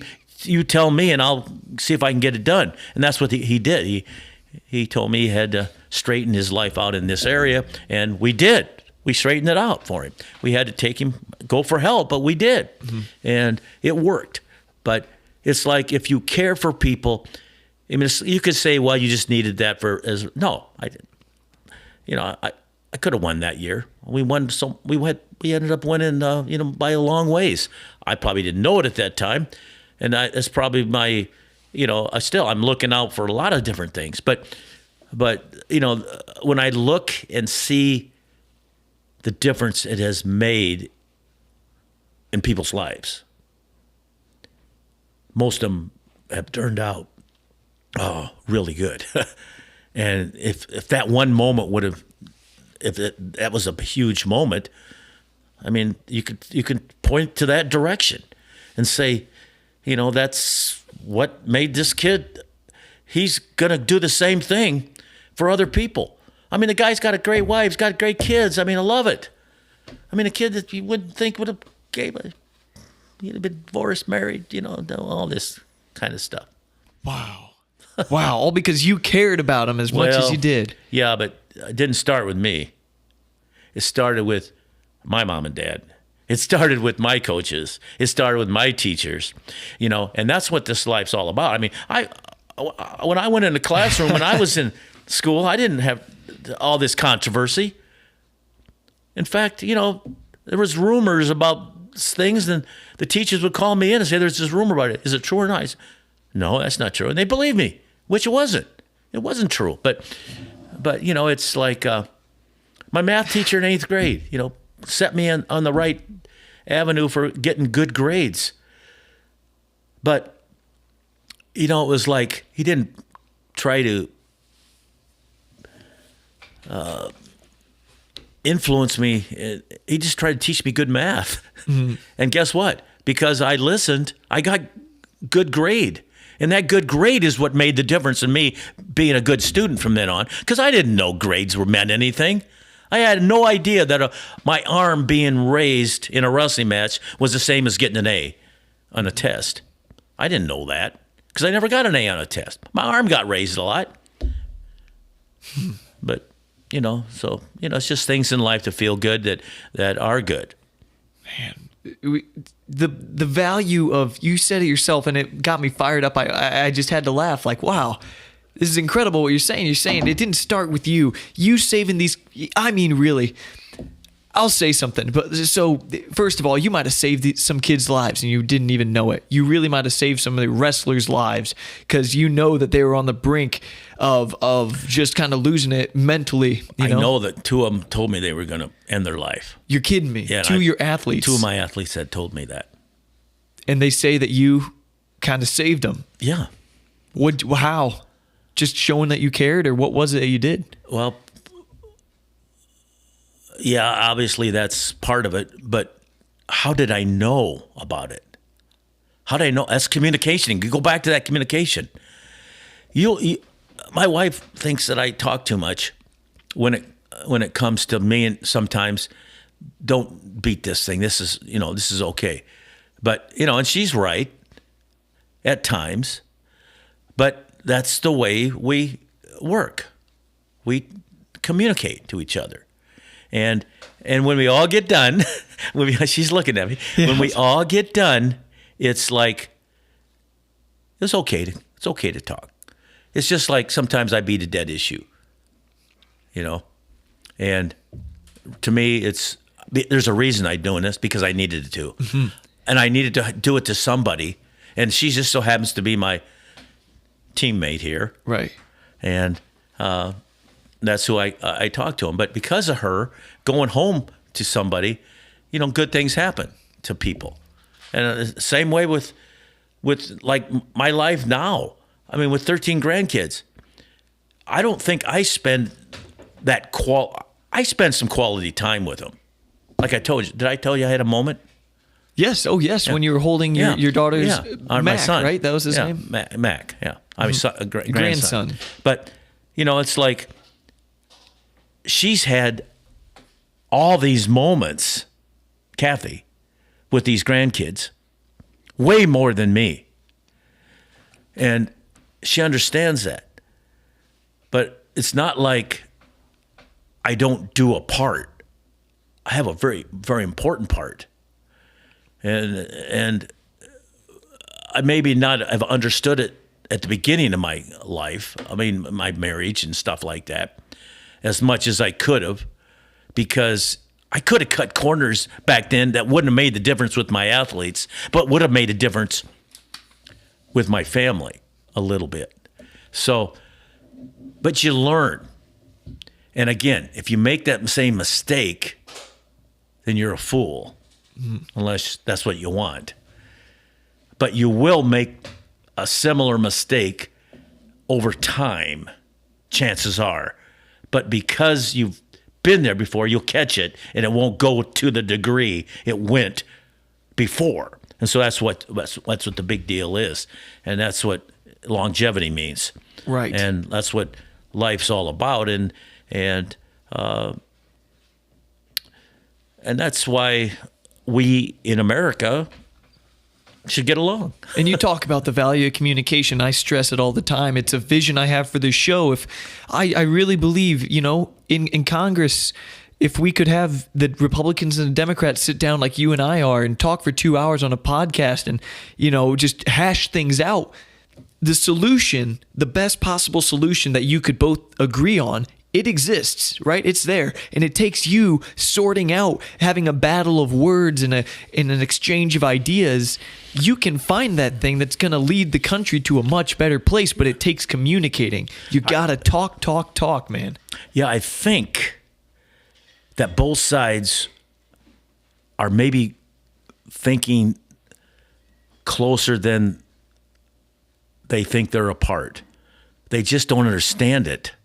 And with that communication, there would be more understanding, because everybody has their own way of getting there. And my way of getting there, happens to be through my whole life, what I've learned. And my way of getting there is through like inspiration and goal setting, and not just giving me something, making me work for it. And I think that there's some common denominators there that we haven't looked at. And because there is so many people that are setting and that are needing something. And instead of just giving it and not knowing how to handle it, if they were much more prepared to handle a gift, they'd be a lot better off. And then they would learn their own way to be able to survive well. And I think that's really what's missing.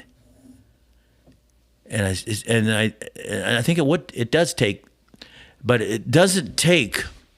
It's going to take 1-on-1. It's not going to take 2-on-2. 5-on-2. Some panel discussion that lasts 5 minutes on the news, it's got to be this one-on-one, this in-depth, personal. Yeah, and it takes, and so that makes it more difficult, because everybody wants to solve it right now. Let's solve it right now. It's not going to get solved right now. It's just like I can't be a great wrestler just because I want to be a great wrestler. Right. It's an uphill battle. It's a fight. It's a struggle. Yeah, but you got to love it too, baby. Right? You got to love it. That's the most beautiful part. Like, yeah, you got to love people. Yep. I mean, even though I didn't like you, not you, but if I get into this discussion, down deep, you got to have some love for people. Just for humans. I mean, it's just in general. How could I like the guy that killed I don't like him, that killed my sister, but it's like I forgave him. There's something about I think I did. Having an appreciation for every human being, and I think you can't really talk about that too much without getting into faith a little bit. Each person's infinitely valuable in the eyes of God, and they're created, and it's like, for that reason, I gotta respect you. Yeah, and that's what I gotta love. Part of the issue right there, because they may not have much faith in that area or that way of life. So that's a good one, and that's why when the Petersons ran into me, I gave them a lot, because they give me a lot of credit, but they gave me a lot too, because they were preaching something that I probably didn't preach as much as. I mean, it's right now on my phone right now. Ben Peterson is on there giving me a scripture right now. Okay, so that's all Ben Peterson right here. Them are all Bible verses right there, or wow, his version of a Bible verse. He brings wrestling into this. Ben Peterson, look at this. What a guy. Every day. I get one every day. I get one every day now. But it's not just something I can't understand. He incorporates the sport of wrestling into this. And so I get it. I mean, the word Israel means to wrestle He's doing with God. a lot for me. Yeah. Bob Richards did a lot for me. But, that's obviously he appreciates me. I just got a couple more questions here for you because we're winding down. I know you got the chief of police or something coming to meet with you here in a few minutes, but I wanted to ask you here. So this happened in my hometown of Normal, Illinois, and I wanted to see if you remember it. But on April 15th, 1973, a high school wrestling coach named George Girardi organized a benefit for a wrestler of his named Les Arms. And Les had developed a brain tumor, and the prognosis didn't look good, and the event was supposed to be held at his old high school, University High in Normal. But the event quickly grew among Central Illinois wrestlers and was moved to Horton Fieldhouse at ISU, Illinois State University. The benefit was soon after the 72 Munich Olympics. I went there. Yeah, right. Yeah, and legends like Wayne Wells, gold medalist, Ben Peterson, gold medalist, John Peterson, gold medalist, who would go on to be a gold medalist, and Chris Taylor, bronze medalist, and you, a gold medalist. You were all at this place for this event, for this young man, and you even wrestled one of the ISU wrestlers, Doug Wilson. First of all, do you remember this event? Yeah. I mean, I don't remember it really like it was yesterday, but, Right. but it's like it was a long time ago. And and I believe Les Arms, I can't remember exactly what you said happened to him. He had a brain tumor. Yeah, and I think he lived for quite a while. He's still alive. Is he still I believe alive? he's still alive. Wow. That's incredible. And Yeah, but yeah, I remember that. Was he? Yeah, he was a Northern Illinois kid. Where did you say he wrestled for? he wrestled he came from Normal, Illinois, so Normal? my hometown, but then I think he wrestled at Oklahoma State. That's what I thought. Right. And that was one reason maybe to keep me away. But when things like that happens, we come together.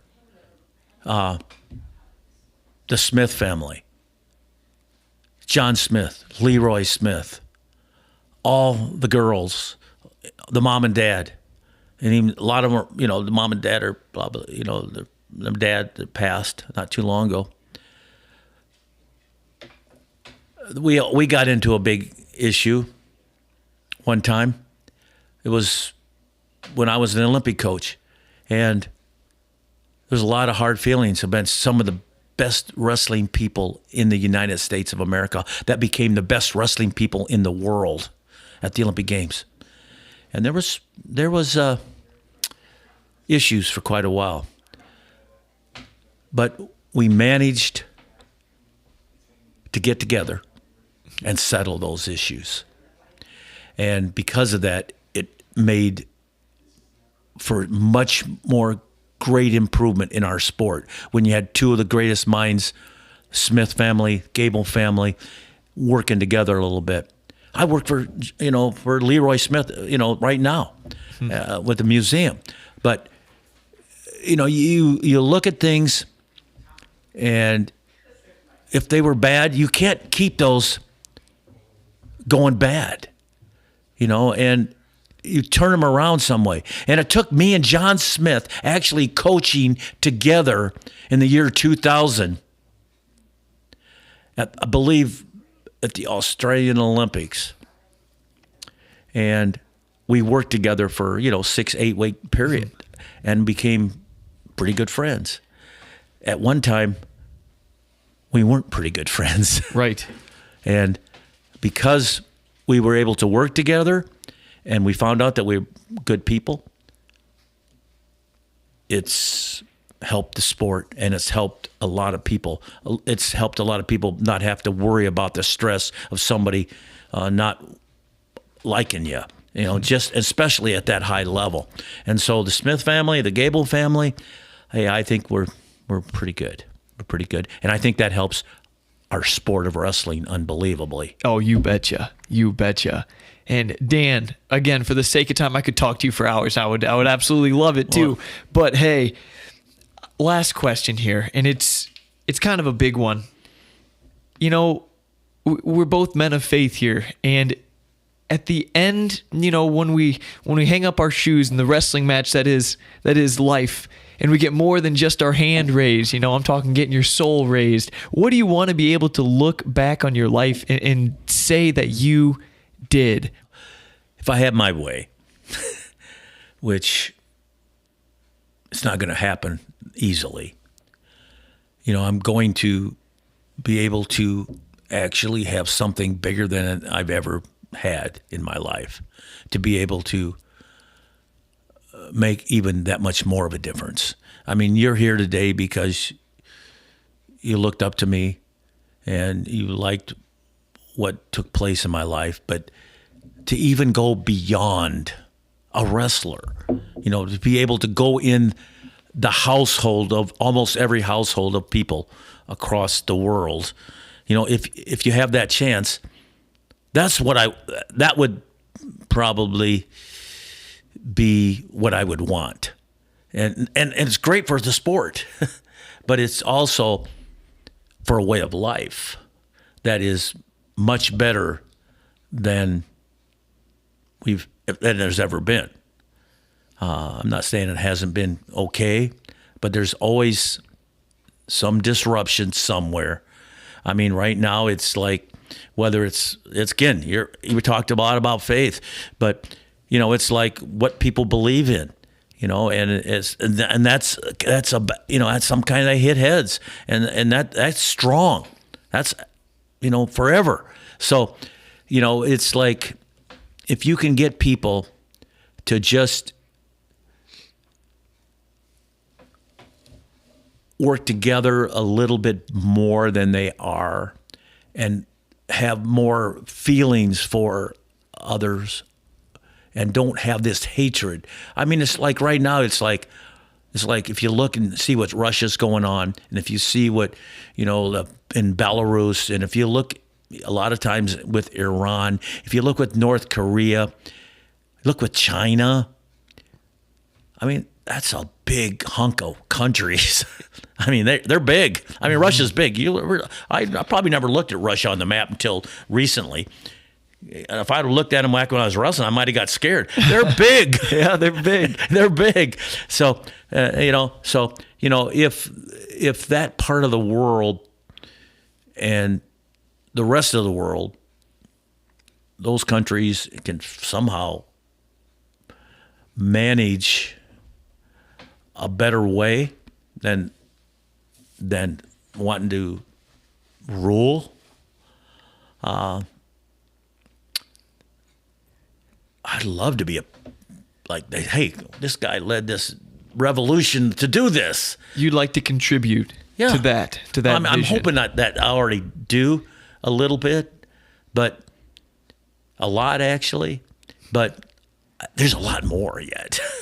Otherwise, we wouldn't be in this battle. Mm-hmm. Yeah, but I like a battle, a good wrestle match. That's right. That's right. And you know what you do after a good wrestle match? You shake hands. And you recover. And that's why you have that beer back there. But you don't drink a lot of beer. Even though I think you drank one. I put one in the freezer, and it's frozen now, so I probably forgot to give it to you. That's right. Yeah. Man. Well, Dan, I mean, I know you got to get going and doing some things, but I just can't tell you how much I appreciate your time today. They say never meet your heroes because they'll let you down. Quite the contrary. Oh, my gosh, man. It's been I've had a great time talking to you, and you're an inspiration to so many. You've had many positive impacts on people like me, and I'm just honored to be one of those many who actually gets to meet you and talk to you one-on-one like this. So it's truly an honor, and thank you, Dan Gable, for coming on to the Paul Garcia Show. Hey, when you brought your dad with you, I was impressed, because a lot of people forget about that. Don't ever forget about that. Thank you. Thank you. Dan Gable, you're the man. Yeah, thank you.